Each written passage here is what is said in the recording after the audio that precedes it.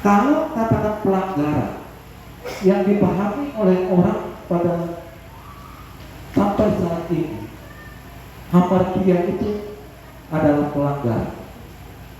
Itu sebabnya ibu bapak sedang jemaat Tuhan. Orang hanya memahami dosa itu seperti ini. Kalau dia menyalahi hukum moral, melanggar hukum moral, berarti dia berdosa. Itulah sebabnya ibu bapak sedang jemaat Tuhan, agama bahkan sebagian adalah kekristenan mengajarkan yang sama seperti agama lain, bahwa mengajarkan supaya kita bagaimana berjuang, bagaimana kita menjadi manusia yang bisa berbuat baik, bisa berbuat baik dengan satu konsep seperti ini, bahwa kita diajarkan bagaimana caranya supaya kita tidak melanggar hukum moral kita. Hukum moral. Sebab apabila kita melanggar hukum moral, berarti kita berdosa.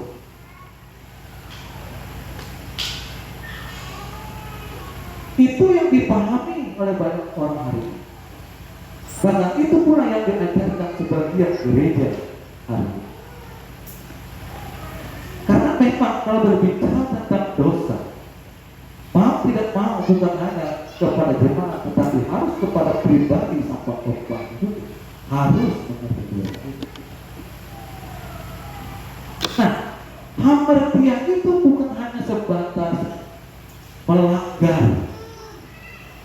tapi hamartia itu lebih dalam lagi pengertiannya adalah meleset dari sasaran atau tidak tepat sasaran. Itu hamartia. Meleset dari sasaran atau tidak tepat dari sasaran. Artinya ibu bapak sedang jemaat Tuhan, apa yang kita berbuat, apa yang kita kerjakan, apa yang kita ingini, apa yang kita pikiri, apa yang kita kehendaki, apa yang kita hasrati dalam hidup kita ini, kalau dia tidak sama dengan apa yang dikehendaki oleh Tuhan, artinya kita sudah meleset, tidak tepat dengan sasaran. Sasaran Tuhan atas hidup kita adalah supaya kita dapat melakukan setiap kehendak. Saudara ingat apa kata Tuhan Yesus ketika, apa kata Yesus? Ya, ketika murid-muridnya datang menyampari dia dalam percakapan dengan perempuan Samaria. Ketika murid-muridnya balik setelah memberikan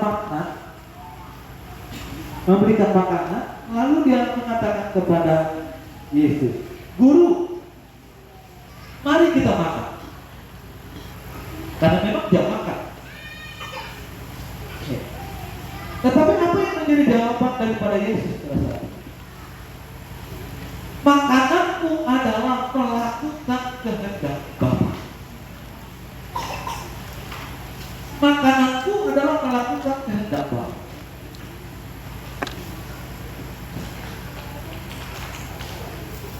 Apa kehendak Bapa dalam hidup Yesus? Kalau dalam konteks pembacaan atau cerita percakapan dengan perempuan Samaria, salah satu kehendak Bapa pada saat itu adalah bagaimana Yesus memberitakan Injil Kerajaan Surga kepada perempuan Samaria. Bagaimana Yesus ingin mengajarkan ada satu Tuhan yang hidup, yang tidak sama seperti Tuhan yang dia pahami pada saat itu. Ada satu tempat, yaitu untuk beribadah, bukan lagi beribadah secara kontekstual di tempat di pohon-pohon seperti tradisi-tradisi nenek moyang dia. Tapi Yesus berkata, kamu beribadah dalam roh dan kebenaran. Itu kehendak Bapa yang harus dilakukan oleh Yesus dalam konteks cerita. Itu makanannya.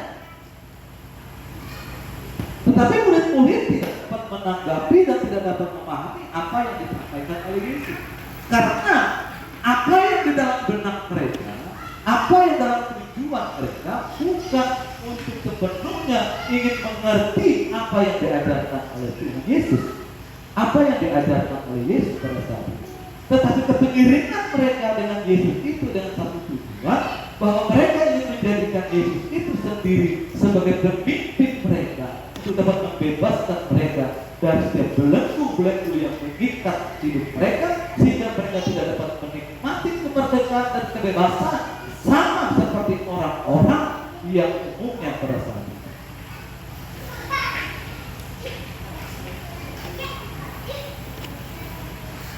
Hamartia itu meleset, tidak tepat. Jadi itu. Jadi perhatikan baik-baik apa yang dikatakan oleh Rasul Paulus kepada jemaat itu. Rasul Paulus berkata dosa di situ berbicara tentang hamartia.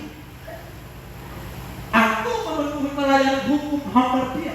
Aku melayani hukum kemelesetan itu.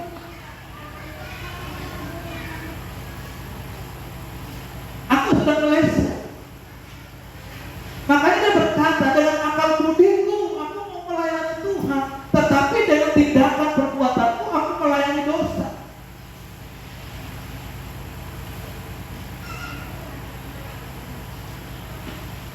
Jadi Bapak sengaja sama seperti disampaikan dalam doa dan pengajaran, kita sebenarnya bukan lagi bermain di ranah melanggar hukum moral. Kita udah next level. Konsep kita, pandangan kita seharusnya bukan di situ. Artinya tingkat kedewasaan jemaat ini seharusnya bukan lagi berbicara tentang bagaimana dia menjaga hatinya, menjaga pikirannya, menjaga keinginan-keinginannya supaya tidak melanggar moral itu. Tidak di situ lagi. Dia di atas lagi. Yaitu bagaimana dia menjaga hati dan perasaannya supaya tidak melukai hati Tuhan, tidak melukai hati Bapa. Kita di situ. Kita di situ. Seharusnya. Tapi yang menjadi persoalan, jangankan kita naik ke level ini, di level yang artinya supaya kita tidak melanggar hukum moral tertentu, kita masih ada yang tidak mau beranjak untuk melakukan itu. Nah, masalahnya kenapa? Kenapa persoalan? Bagaimana kita melihat persoalan yang pertama, sehingga kita tidak bisa beranjak. Yang pertama kita lihat bahwa sering orang tidak menyadari bahwa dirinya adalah orang berdosa.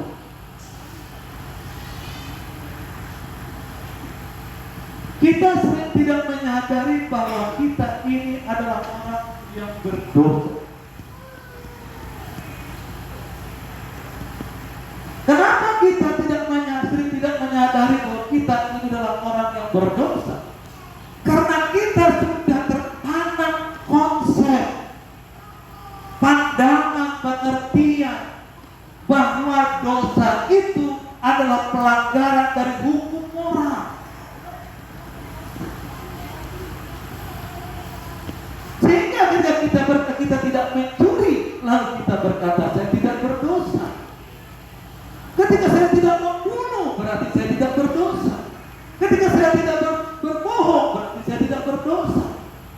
Ketika saya tidak menyakiti hati orang lain, bahwa saya tidak berdosa. Amin. Karena kita punya konsep dan pandangan dan prinsip yang seperti itu yang tertanam dalam diri kita. Lalu kita tidak menyadari bahwa kita adalah orang berdosa.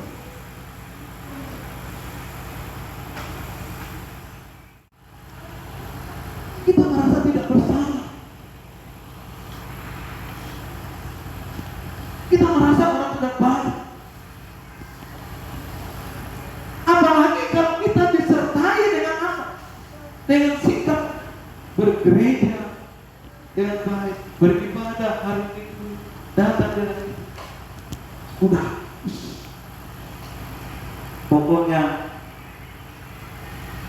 percaya diri. Ditambah lagi dengan satu ayat yang dikutip yang tidak bertanggung jawab.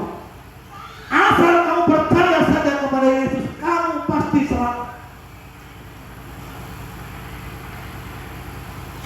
Tambah lagi kutip lagi Alkitab berkata, Allah pun bekerja dalam segala hal untuk mendatangkan kebaikan. Titik.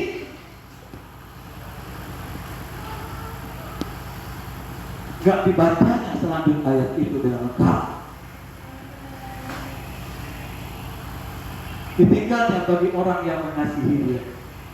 Tinggalnya lagi sesuai dengan apa yang dikehendaki Tuhan. Ditinggalnya ayat itu bagian. Dikutip lagi ayat-ayat yang lain yang berkata, kamu dipanggil bukan menjadi ekor, tapi menjadi kepala.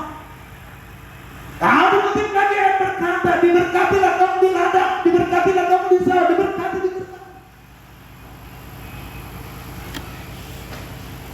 Dikutip dengan tidak bertanggung, tidak dieksekusi dengan benar, tidak digali dengan tuntunan Roh Kudus, sehingga kita masuk dalam kemelesetan yang fatal, jauh dari apa yang dikehendaki oleh firman Tuhan, jauh dari apa yang dikehendaki oleh Injil yang memberitakan keselamatan, yang berbicara tentang kerajaan surga, kerajaan Allah itu.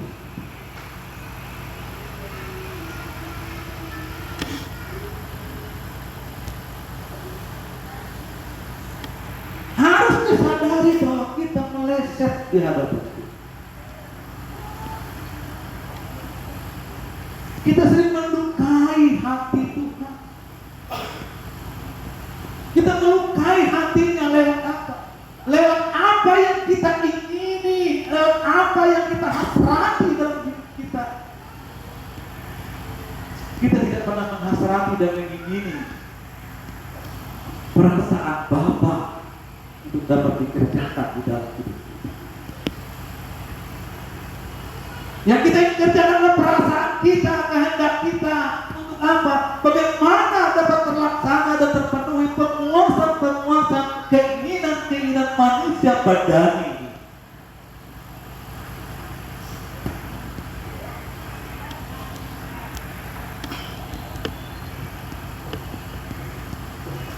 Jadi akhirnya kita mengabaikan perasaan Bapa, mengabaikan hasrat dan keinginan Bapa. Tapi satu sisi kita berkata, aku percaya kepada Dia.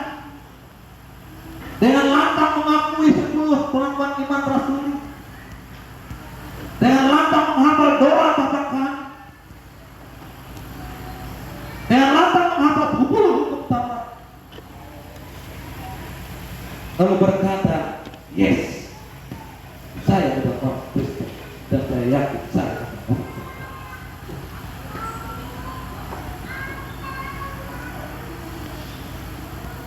Miris apabila kita menghidupi konsep ini.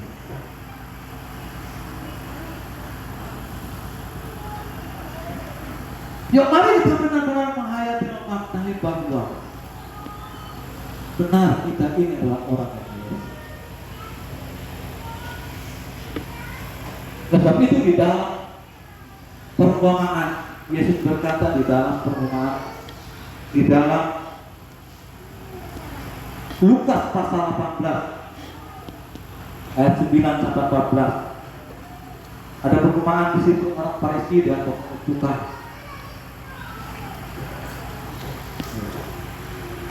Ada juga percakapan di situ.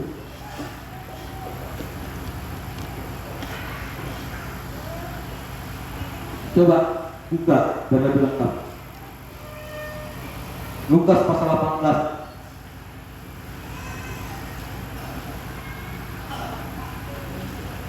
ayat 9. Dan kepada beberapa orang yang menganggap dirinya benar dan memandang rendah semua orang lain, perhatikan baik-baik perumpamaan Yesus ini. Ya. Saya ulangi kembali ayat 9. Dan kepada beberapa orang yang menganggap dirinya benar, ya, dan memandang rendah semua orang lain, Yesus mengatakan perumpamaan ini. Ada dua orang pergi ke bait Allah untuk berdoa. Yang seorang adalah orang Farisi dan yang lain pemungut cukai. Orang Farisi itu berdiri dan berdoa dalam hatinya begini, "Ya Allah, aku mengucap syukur kepadamu karena aku tidak sama seperti orang lain, bukan perampok, bukan orang lain, bukan pezina, bukan juga seperti pemungut cukai." Perhatikan baik-baik. Itu punya cerita.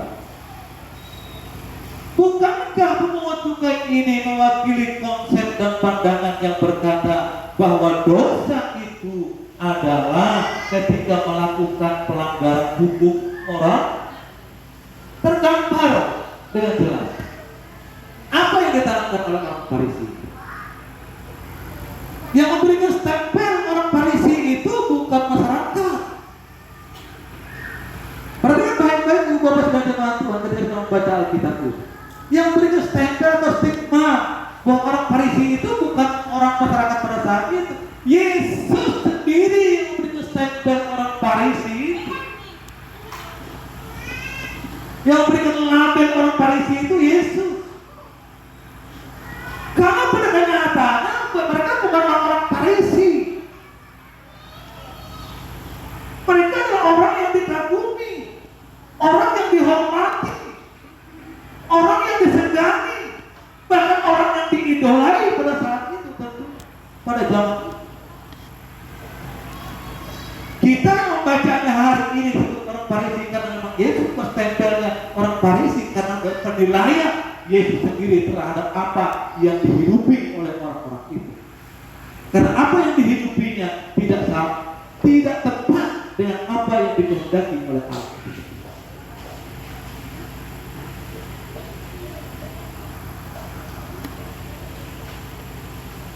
Dan kita yang hadir hari ini, siapa yang berani memberi stempel kita adalah orang berdosa?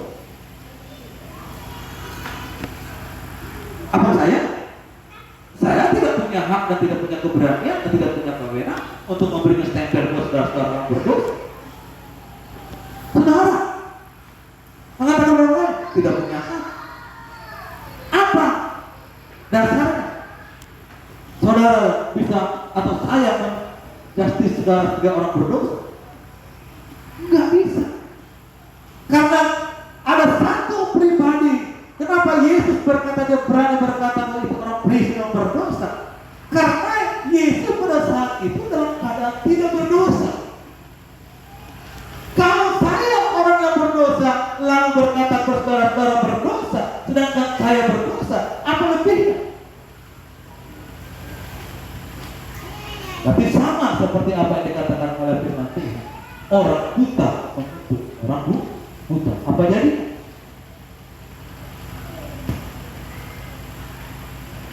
Orang Farisi ini menggambarkan mewakili pemahaman dan konsep pandangan dan pengertian. Dan dia merasa benar. Perhatikan baik-baik ayat 9. Dia merasa benar, dia baik. Kita juga hari ini sering seperti ini. Kita tidak melanggar hukum moral. Lalu dengan percaya diri kita berkata saya orang baik kok. Orang baik.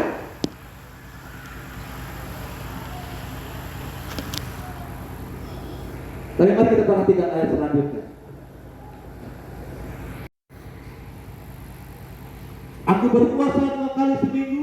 Aku memberikan 1/10 dari segala penghasilanku. Wow, luar biasa. Hebat kan? Saudara yang hadir buat ini, berapa persen yang sedia memberikan 1/10 dari penghasilan kita? Bukan negerinya, tapi prinsipnya ke Tuhan.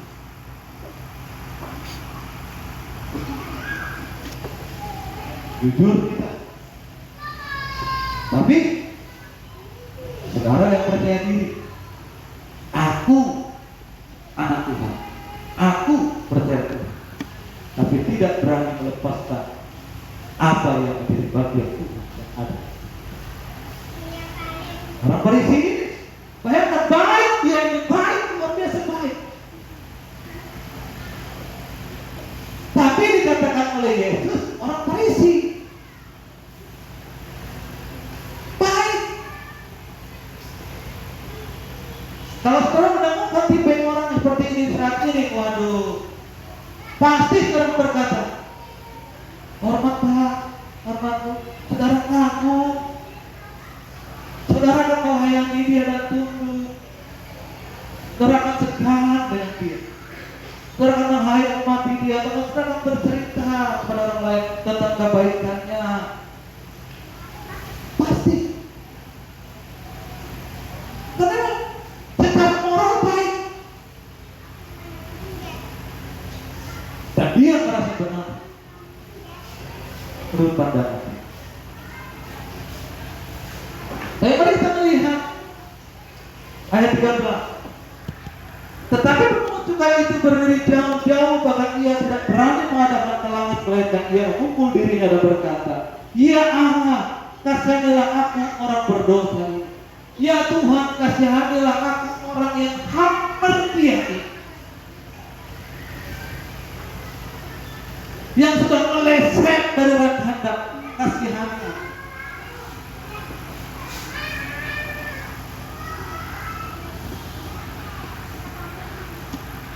Ayat telah berkata, Yesus berkata seperti ini. Aku berkata kepada orang ini pulang ke rumahnya sebagai orang yang dibenarkan Allah, dan orang itu tidak. Sebab barang siapa meninggikan diri, ia akan direndahkan, dan barang siapa merendahkan diri, ia akan ditinggikan.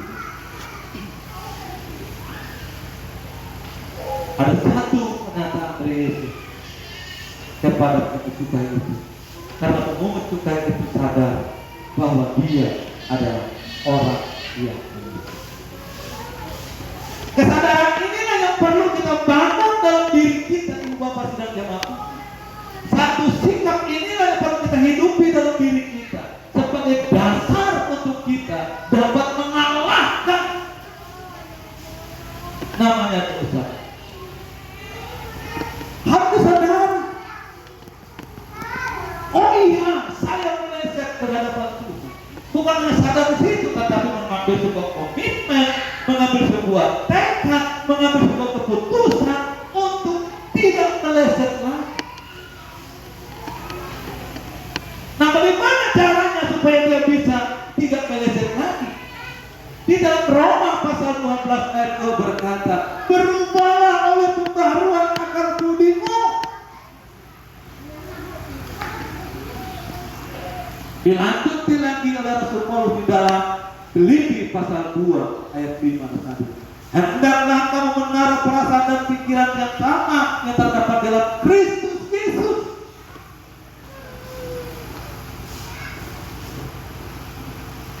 Itulah yang harus kita lakukan.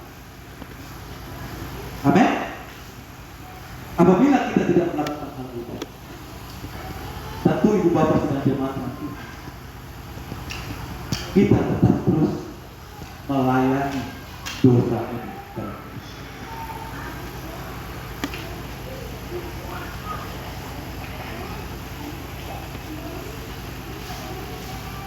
Amin. Iya. Saya sadar saudara tidak tertarik tentang hal ini. Iya. Saudara tertarik kalau berbicara tentang berkat. Sebab itu ibu bapak Tuhan, saudara agak gimana gitu ya. Iya. Seperti kursi yang ada itu panas gitu ya. Iya. Duduk salah, ke kiri kan salah, mau keluar suka. Karena yang disentuh hari ini berbicara tentang karakter ini.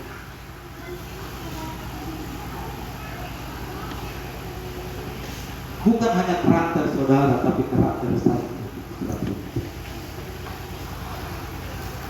Karena firman Tuhan itu tajam seperti pedang bermata dua. Dia tidak hanya berbicara kepada saudara, tapi dia berbicara kepada saya. Kalau saya menunjuk tangan satu jari saya ke sana, maka ada 4 jari yang akan menunjuk kepada saya. Kalau jari saya hanya menuntut satu perubahan dari hidupmu, maka ada 5 jari untuk perubahan, 4 jari untuk perubahan dari saya. 4 langkah perubahan yang harus saya kerjakan kamu terlambat yang harus diperjuangkan. Saya pun harus berjuang. Kenapa kita harus membicarakan ini dan harus berjuang mengalahkan ini? Sebab kita harus mengerti dan memahami betul hakikat hidup ini. Saudara harus menyadari realita kehidupan yang kita hadapi hari ini. Sebab engkau tidak akan pernah selamanya hidup di muka bumi.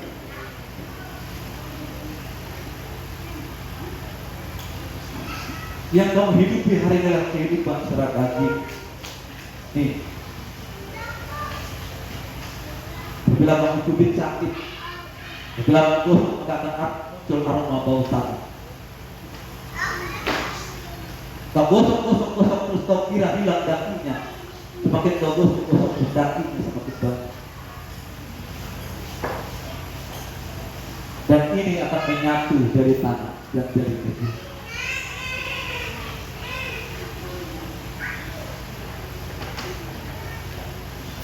Yuk mari kita memperlengkapi diri kita, mari kita mempersiapkan hidup kita dengan benar untuk kehidupan yang sesungguhnya yang Tuhan sediakan bagi kita.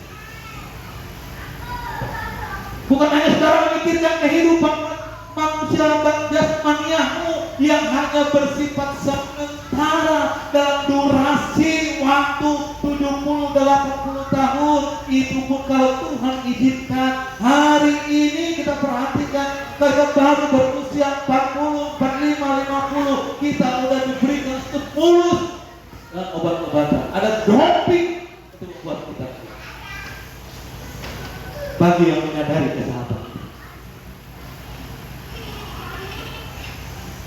Di bawah saya Tuhan saya, makanya ada semacam kalung. Saya olok-olok. Awal saya pakai, saya diolok anak-anak saya. Seperti Raja Togel lah, bapak ini ya, seperti Batar Togel ya. Karena ada kalung kesehatan. Kalung kesehatan ini ada semacam terapi. Kenapa saya pakai? Karena saya menjaga kesehatan saya. Saya ingin bertanggung jawab atas apa yang saya percaya. Bukan karena berarti saya ingin artinya mengingkari durasi hidup yang Tuhan berikan kepada saya 70-80 tahun. Bukan saya mengingkari itu. Tidak. Tetapi saya ingin menggunakan durasi waktu yang Tuhan berikan 70-80 tahun itu dengan sehat, sehingga saya dapat mengerjakan apa yang dikehendaki oleh Tuhan dengan tepat dan benar. Saya ingin mengisi hari-hari hidup saya, waktu dan kesempatan yang Tuhan sediakan itu sebagaimana apa yang dikehendaki oleh Bapa. Saya ingin bertanggung jawab atas kesehatan saya. Saya ingin bertanggung jawab atas panggilan dan tanggung jawab yang Dia berikan kepada saya. Oleh sebab itu saya jaga kesehatan saya. Apakah saya tidak percaya ada Tuhan? Saya percaya ada Tuhan.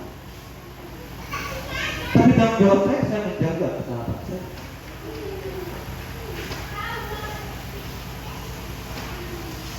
Saya nggak malu makainya karena saya menikmati manfaat. Ada sebagian orang malu memakainya karena apa? Nggak emas, nggak berkilau. Iya. Bagi saya, kesehatan lebih berharga daripada kilauan emas yang hanya semu. Dengan kesehatan, saya sehat. Saya dapat mengerjakan apa yang lain. Walaupun emas sebesar ini di leher saya, tapi dia tidak memberikan kontribusi kesehatan dalam tubuh saya, tidak ada manfaat kalau saya bertanya.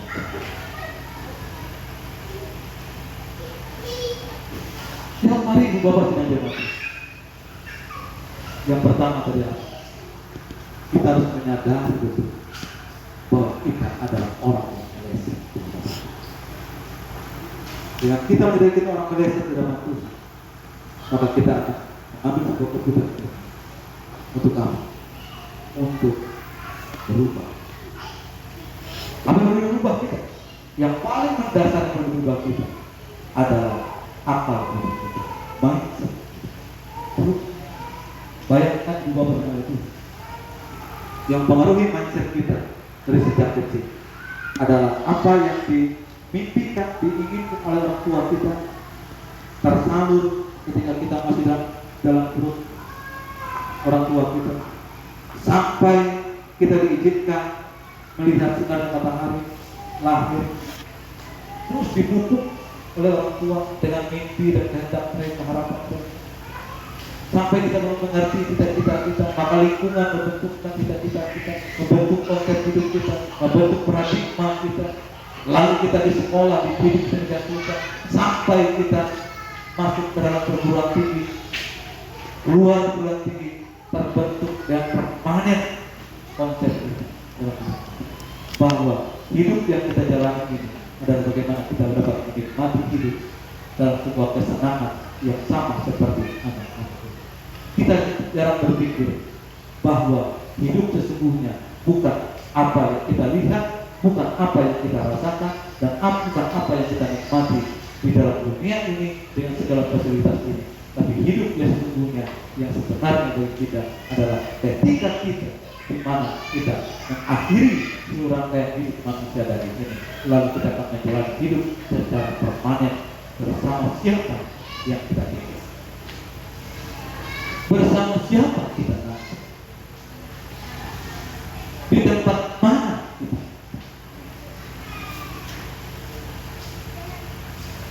Kalau kita sungguh-sungguh mempersiapkan diri kita dengan benar, maka akan membuat kita menjadi orang yang energik, menjadi orang yang produktif, menjadi orang yang inovatif. Karena sama seperti apa yang dikatakan oleh firman Tuhan dalam Kolose,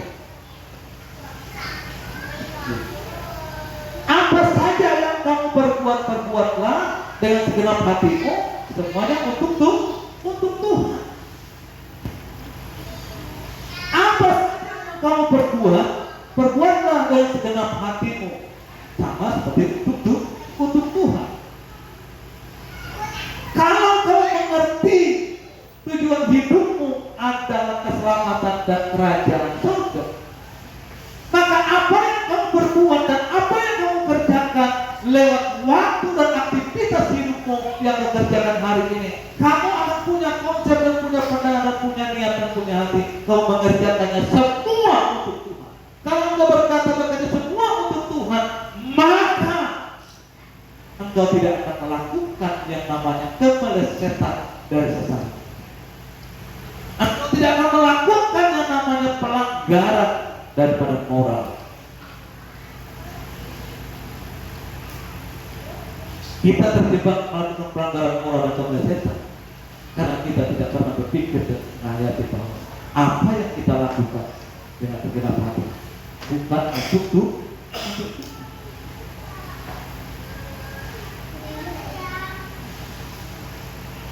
Anak-anak sekolah minggu hari ini mulai sadar dan mulai ngerti. Buat yang cewek-cewek yang ganteng, ketika selamat, karena saya setiap hari minggu, setiap pagi, tadi aja saya nggak duduk di depan. Saya duduk di depan menjamu mereka dan menyambut mereka. Begitu mereka datang, kalau apa kabar? Kalau anak-anak TK-nya apa kabar? Bahagia, karena mereka diajar seperti TK. Yang lain, baik Pak, sehat. Saya panggil, Bang, ada apa? Kamu ganteng ya? Apa ini? Gantengnya untuk siapa? Ibu juga yang cewek. Kamu dandan gitu, rapi-rapi gitu. Dengan genitnya juga saya gitu. Kamu gantengnya untuk siapa? Hari ini mereka tahu. Kalau saya tanya seperti itu, serentak akan bilang, untuk Tuhan Yesus. Saya tanam itu saja. Kalau mereka benar, saya berkata, semua ini saya untuk Tuhan. Saya ingin melakukan itu.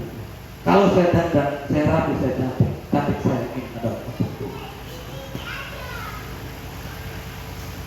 Kalau dia tertanam dari sejak kecil nilai itu, saya percaya dia akan tidak jatuh karena tindakan-tindakan yang amoral.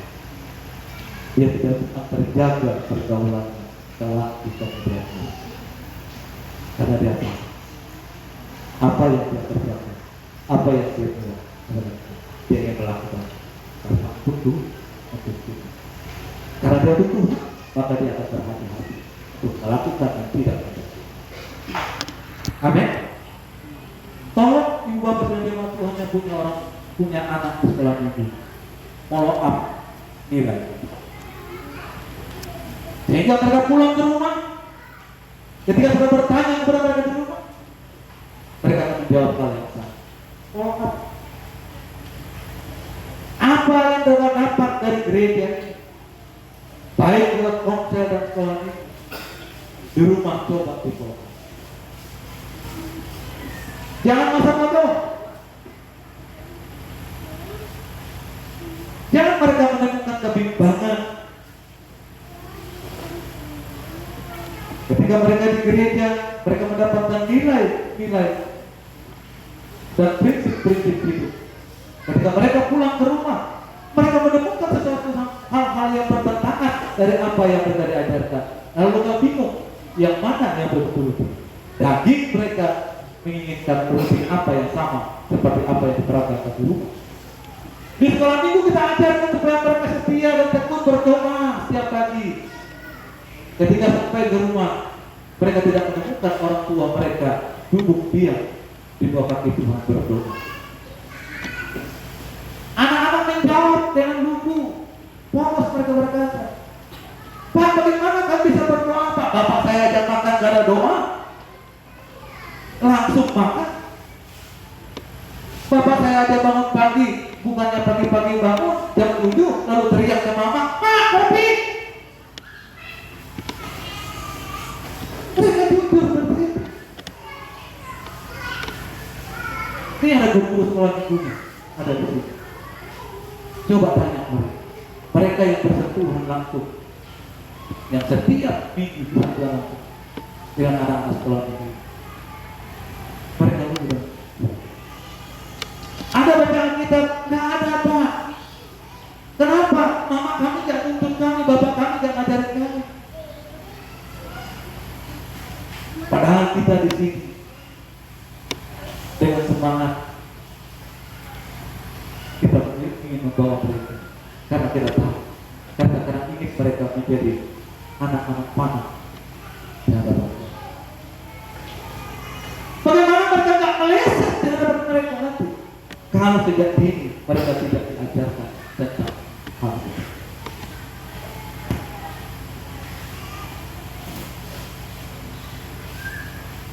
Amin. Mari kita melihat yang kedua.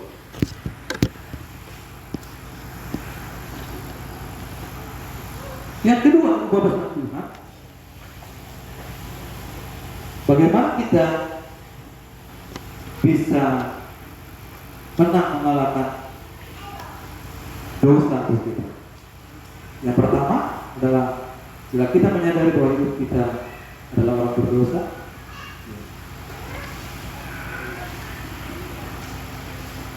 Yang kedua adalah bila kita senantiasa mempraktekkan firman Allah yang kita terima, yaitu bila kita mempraktekkan firman Allah yang kita terima. Di dalam Mazmur 119 ayat 11 berkata seperti ini. Dalam Mazmur 119 ayat 11 berkata, dalam hatiku aku menyimpan janjimu, supaya jangan aku berdosa terhadap engkau. Mazmur berkata, di dalam hati aku menyimpan janjimu. Apa janji Tuhan yang harus kita simpan dalam diri? Pada umumnya kita menyimpan janji Tuhan yang berbicara berkah. Itu tak bisa dipungkiri. Janji Tuhan tentang pertolongan, penyertaan, pemeliharaan, terbebas, dari ini dan itu, terlepas dari ini dan itu. Lalu kita simpan. Sebenarnya Daud berkata bukan janji itu yang dia simpan. Daud menyimpan janji Allah yang berbicara tentang keselamatan hidupnya, tentang keselamatan hidup. Karena dia menyimpan itu dalam hatinya, maka apa yang dia buat? Dia berusaha dan berjuang supaya hidupnya tidak meleset di hadapan Allah. Saudara bisa bayangkan bagaimana sekali lagi terus wanti-wanti lalu berjalan. Kita bayangkan bagaimana kesulitannya para tokoh-tokoh Alkitab pada zaman perjanjian lama. Karena mereka tidak menemukan role model dari orang yang benar di hadapan Tuhan. Manusia ideal yang dikehendaki oleh Tuhan. Mereka tidak menemukan role model itu. Tetapi Daud bisa melakukannya. Sehingga apa yang dikatakan Alkitab bahwa Daud bin Isai melakukan kehendakmu semasa hidup. Dalam Kisah Para Rasul pasal 6 ayat 72. Satu perjuangan dalam hidup kita hari ini, dalam hidup dalam kasih karunia dan anugerah ini, kita dikasih karunia melihat role model, contoh dan keteladanan manusia idaman Allah, manusia ideal yang Allah inginkan, yaitu lewat kehidupan Yesus yang Yesus peragakan di dalam Injil yang kita baca hari ini. Itu tanggung jawab kita lebih besar, lebih sulit lagi daripada generasi-generasi yang belum menerima Injil. Jangan saudara berpikir kasih karunia atau anugerah Tuhan itu adalah hal yang murahan. Saudara boleh mengabaikan apa yang dikatakan oleh Tuhan. Tapi kelak nanti waktu kita berjalan, gak lama-lama lagi nanti sore, besok malam, pagi, siang, sore, malam ganti. Berganti hari, berganti minggu, berganti minggu. Kalau saudara dan saya tidak berubah, maka kita akan mati hidup dalam kebinasaan. Engkau boleh menikmati dan memiliki fasilitas dunia ini, sebab untuk berhasil cara dunia ini tidak perlu Tuhan bisa berhasil. Kalau kita sebagai orang yang bertanggung jawab, kalau kita adalah orang yang rajin, kalau kita adalah orang pekerja keras, soal fasilitas tentang berkat yang bersifat materi, yang bersifat namanya pengagungan, penghormatan, pengakuan dari dunia, saudara bisa dapatkan. Bisa. Gak harus perlu mengundang memakai Tuhan, gak harus perlu memakai Yesus. Dosa. Sebab betapa besar tanggung jawab kita kepada Yesus ketika kita memanggil dan memakai nama Yesus, kalau hanya untuk memuaskan setiap keinginan-keinginan dari kita.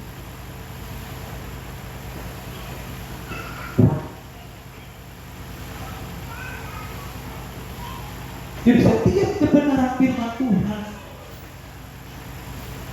yang Tuhan ajarkan kepada kita, dan firman Tuhan yang berbicara kepada kita, yang menyangkut perbaikan karakter dan moral kita simpan di dalam hati kita, sehingga firman itu bisa berakar dan dia bertunas, bertumbuh seiring pertumbuhan waktu.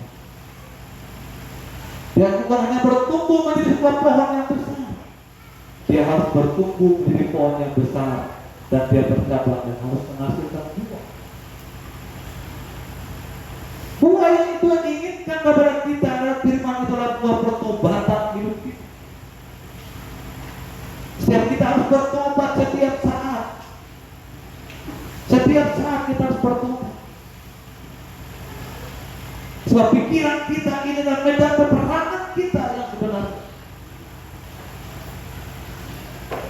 Saudara boleh duduk di tempat ini dengan rapi, tapi apakah pikiran saudara sejalan dengan tempat kamu duduk hari ini?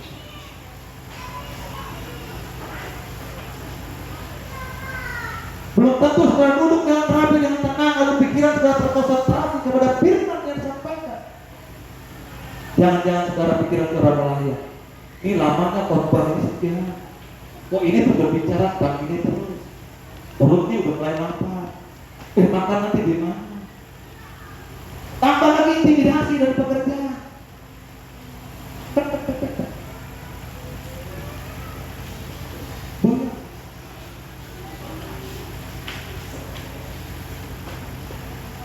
Ini adalah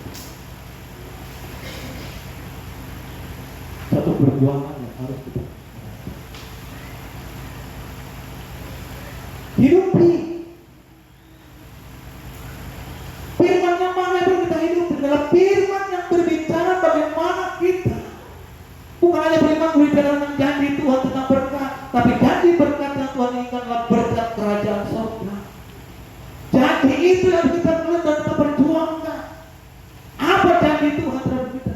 Kita akan mewarisi. Tuhan itu katakan dalam Roma pasal 8 ayat 29, Dia akan menjadi yang tersulung di antara saudara-saudara. Yesus ini menginginkan kita menjadi saudaranya. Dia tersulung dari kita.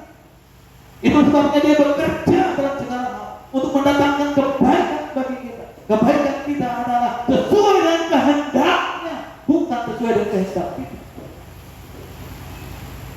Kehendak kita pada umumnya mewakili simpul natur dosa ini adalah penguasa kehendak manusia jasmani. Apakah salah? Tidak salah. Itu bonus. Itu bonus. Apakah Tuhan tidak menginginkan saudara punya fasilitas? Tuhan ingin saudara punya fasilitas sebagai bonus dari apa?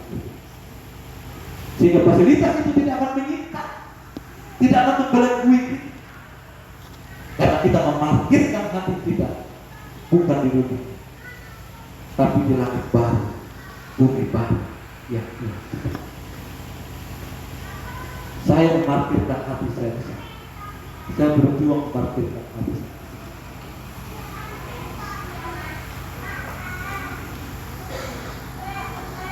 Rekan-rekan dan struktur yang setia ke pelayanan bersama saya, baik ke kanan, kadang mereka ngeri dengar saya. Kok bapak ini seakan-akan besok mau mati ya?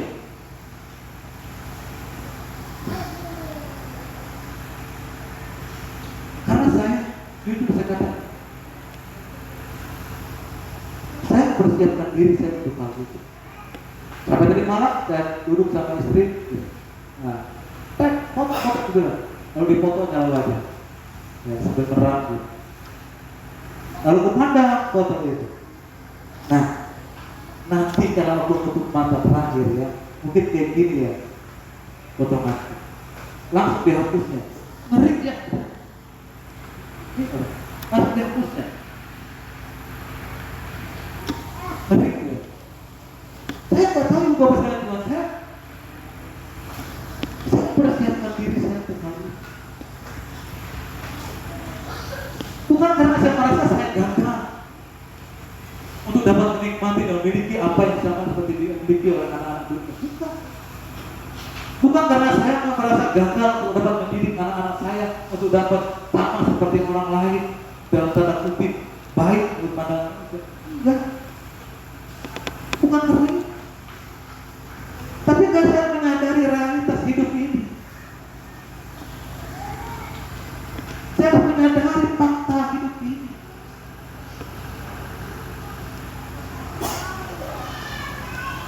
Saya harus berani berkata kehilangan tentang kenikmatan dan kesenangan dari saya. Saya harus berani berkata seperti itu, berani berjuang menguraskannya, menanggalkannya. Walaupun itu bukan seperti untuk telapak tangan, enggak.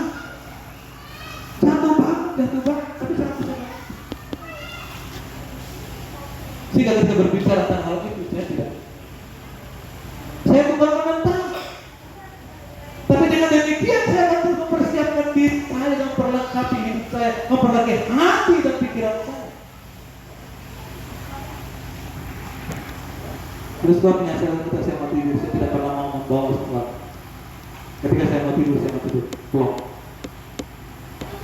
Saya ingin meninggalkan kesan keberesan.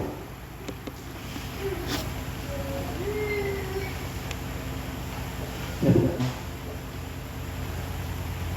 Walaupun kadang-kadang saya bilang istri bermasalah dan kalau sedikit dengan itu, ketika mau tidur,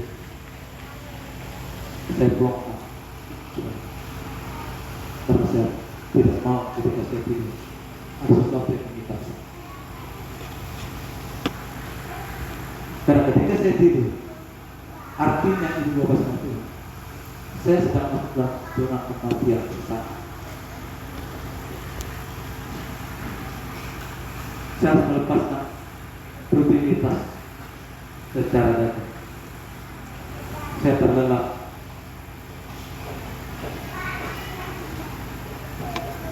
Kalau saya bisa bangun pada pagi ini, saya berkata terima kasih Tuhan.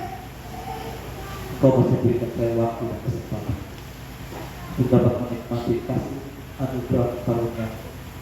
Dan terima kasih Tuhan memberikan kesempatan buat saya untuk sekali lagi perbaiki diri saya.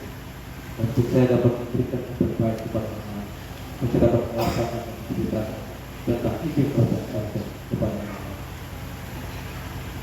Bagi saudara, bagi ibu bapak sedang jemaat Tuhan yang memarkirkan hidup, memarkirkan hati di dunia ini, maka hal ini adalah hal yang bodoh.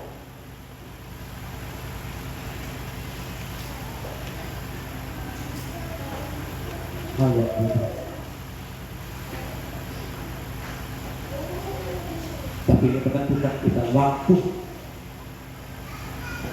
Waktulah yang akan menentukan siapa kita. Itulah sebabnya firman Tuhan berkata, supaya kita dapat menang dari dosa, kita harus mempraktekkan. Daud berkata, ya firman itu dia hidup di dalam hati. Dalam hatiku aku menyimpan janjimu supaya aku jangan berdosa, supaya aku tidak meleset di dalam. Apakah ada sempurna saja? Enggak. Dalam proses pembentukan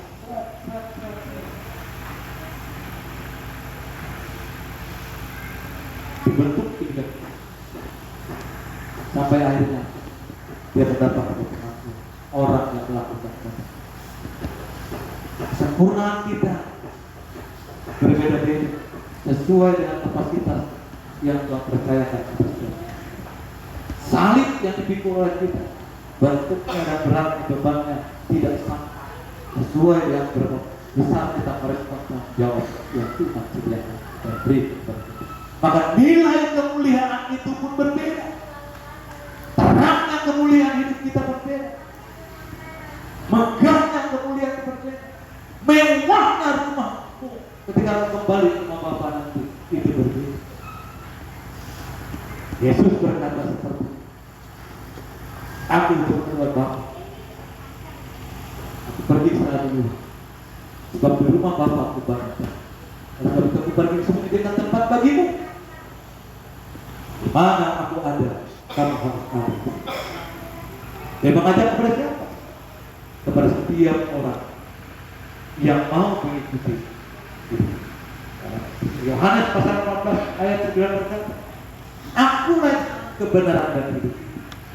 Tidak ada satu pun Bapa kalau tak di dalam kebenaran hidup kita adalah Yesus. Tidak ada lain. Itu hidup Yesus, role model Yesus.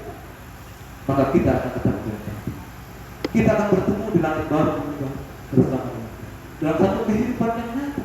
Yang sudah berpikiran sudah lalu mati selesai, tidak, kau hidup. Tapi dalam kehidupan yang kekal. Saya ingin abadi bersama Bapa.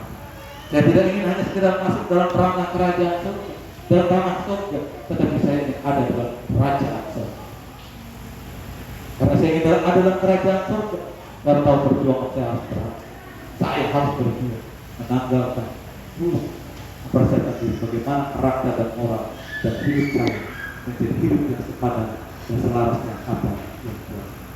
Itulah yang mengajarkan buat kita yang Tuhan ingini dari kita, tapi Tuhan tidak pernah memaksa. Tuhan tidak pernah memaksa. Hanya Dia berikan kesempatan dan terus kesempatan demi kesempatan Dia berikan kepada kita. Apabila sampai pada detik terakhir, pada menit terakhir, last minute yang kau tidak pada bertobat, jangan salah. Sebab firman Tuhan berkata, setiap kita akan bertanggungjawabkan, setiap detak dari hidup kita akan kita bertanggungjawabkan.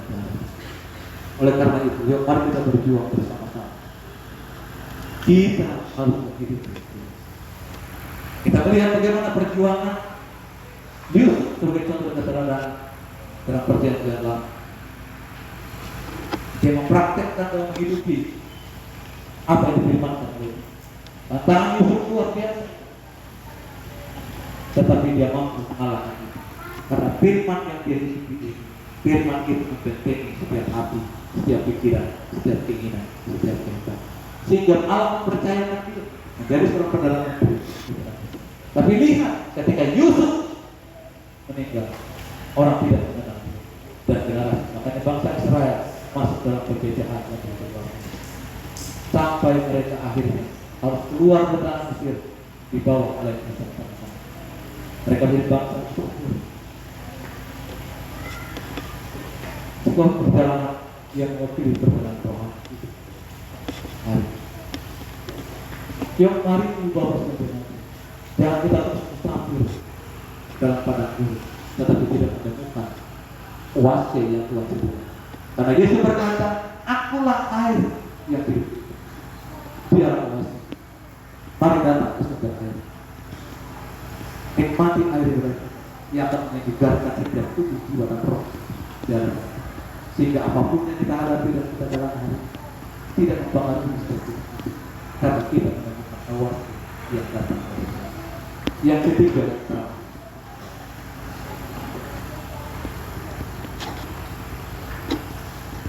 hal yang ketiga yang memampukan kita dalam mengalahkan dosa. Kita lihat dalam Galatia pasal 5 ayat yang ke-16. Galatia pasal yang ke-5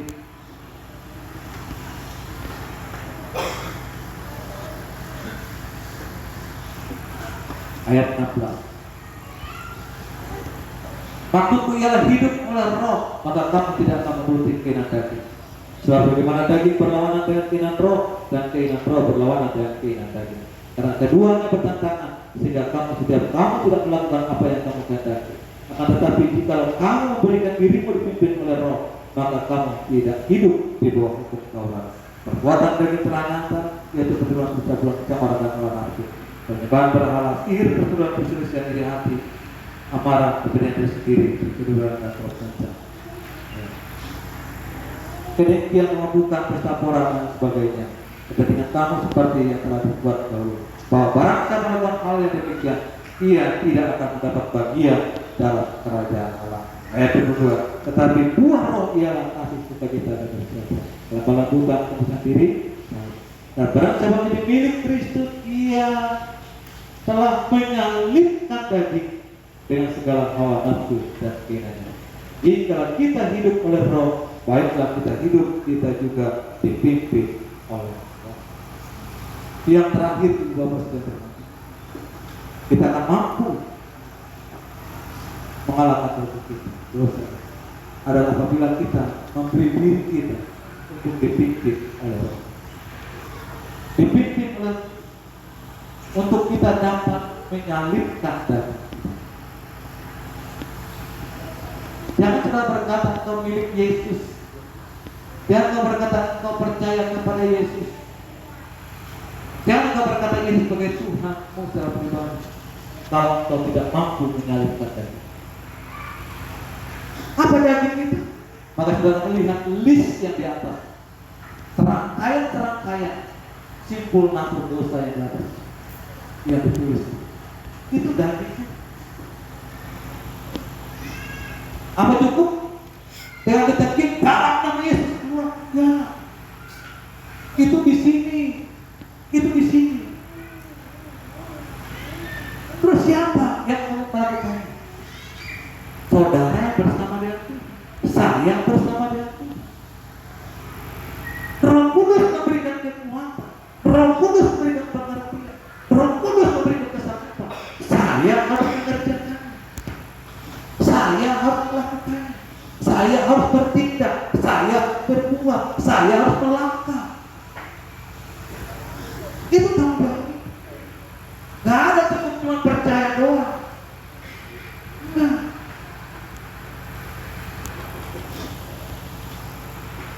Ini tanggung jawab. Ini perjuangan yang cukup besar yang harus kita hadapi. Dan perjuangan kemenangan ini nanti kita akan lihat mahkota yang disediakan. Perjuanganmu di dunia ini mati-matian kau bekerja, berusaha, yang sedemikian rupa. Engkau hanya dapat. Kau mungkin berjuang, bekerja sedemikian rupa supaya dapat mobil, berjuang rumah supaya dapat rumah, berjuang rumah, dapat kebun, nanam sawit, dapat, berjuang dapat. Tapi dengan perjuangan untuk mendapati itu betapa engkau banyak menyanyiakan waktu dan engkau dapat menikmati setiap hari hidup. Tapi ketika kau dapat, kau bangga, wah. Tetapi dalam kurun waktu yang engkau tinggalkan, wah. Tapi perjuangan yang cukup berat ketika kita menyalipkan daging kita memang berat. Tetapi kita masih bisa menikmati hidup ini. Lalu tiada lepaskan semua mahkota kehidupan tersedia. Orang yang bisa ada bersama dengan Bapa baik dalam kerajaan damai 1000 tahun dan langit tahun adalah orang yang dimahkotai mahkota kehidupan. Mahkota kehidupan itu adalah mahkota keselamatan karena dia mampu menyalipkan saya. Memang gak mudah, tapi itu harus kita kerjakan. Kalau kita memarkirkan hidup kita atas adat kerajaan. Tapi kalau bagi saudara yang mengatakan kau ingin memarkirkan hidupmu, memarkirkan hatimu di dunia ini, maka tentu akan menikmati apa yang terjadi. 3 hal ini yang harus menjadi perhatian kita. Nah, satu, memampukan kita dapat mengalahkan dosa dan menang dari dosa. Dirilah dirimu dapat hidup dituntut oleh kira-kira Tuhan memperlengkapi kita untuk dapat melakukan sebenarnya apa yang berkenan kepada Tuhan. Haleluya. Amin.